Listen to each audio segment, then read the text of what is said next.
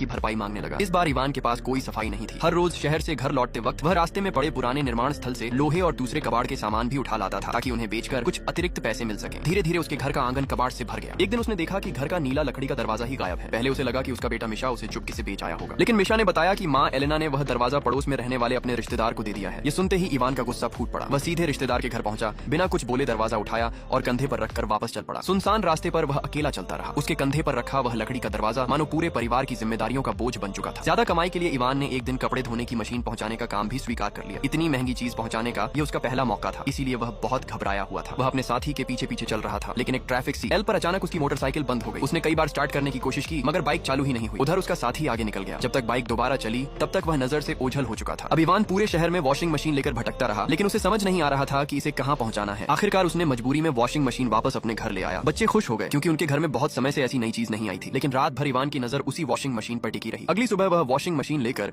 शहर के second hand बाजार पहुंचा। एक दुकानदार ने उसे अच्छी कीमत देने की पेशकश की, लेकिन इवान का जमीर उसे रोक रहा था। वह बिना बेचे ही वहां से निकल आया। कुछ दूर जाने के बाद उसके कदम फिर रुक गए। नया हियरिंग एड खरीदने के लिए उसे हर हाल में पैसों की जरूरत थी। आखिर उसने एक दूसरे दुकानदार के पास जाकर मन कठोर किया और वॉशिंग मशीन बेचने का फैसला कर लिया। बार बार इवान के मन में लालच और जमीर की लड़ाई चलती रही। आखिरकार उसने अपनी ईमानदारी नहीं छोड़ी। उसने फैसला किया कि वॉशिंग मशीन उसके असली मालिक को ही वापस करेगा। जब वह फैक्ट्री पहुंचा, उसकी ईमानदारी से खुश होकर मालिक ने न सिर्फ उसका पूरा मेहनताना दिया बल्कि 2 गुना इनाम भी दिया। साथ ही उसे स्थायी नौकरी का भी ऑफर दे दिया। यह खुशखबरी लेकर इवान खुशी खुशी घर लौट रहा था, लेकिन गांव के बाहर उसने एक ऐसा नजारा देखा जिसने उसे गुस्से से भर दिया। उसने देखा कि उसका बेटा मिशा और दूसरे बच्चे सड़क किनारे फूल बेचकर पैसे कमा रहे थे। उनके इलाके की परंपरा के अनुसार अगर छोटा बच्चा कमाने निकल जाए तो लोग मानते थे कि उसका पिता अपनी जिम्मेदारी निभाने में नाकाम रहा है। गुस्से में इवान दौड़कर वहां पहुंचा और बच्चों का फूलों का ठेला बिखेर दिया। उसे लगा कि बच्चे फिर से मछली पालने के लिए पैसे जमा कर रहे हैं। वह गुस्से में सीधे उस पानी वाले गड्ढे की तरफ भागा, लेकिन वहां पहुंचकर वह हैरान रह गया। जो गंदा और बदबूदार गड्ढा